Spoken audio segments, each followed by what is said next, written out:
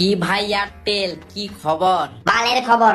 শালা তোর দেখা দেখে আমিও রিচার্জের দাম বাড়ালাম, আর এখন ভুগতে হচ্ছে। লোভে পাপ, পাপে মৃত্যু। তুই শালা বিরোধী পার্টি, আমাদের সাথে কথা বলবি না। হ্যাঁ? এত চিন্তা কেন করছিস ভাই এয়ারটেল? এখন তো বেশি টাকা ইনকাম করবি। বাল ইনকাম করব, যে কটা কাস্টমার ছিল সেগুলো ডেলি বিএসএনএল এ পোর্ট হচ্ছে। ঠিকই বললি, আমার তো আরো বেশি।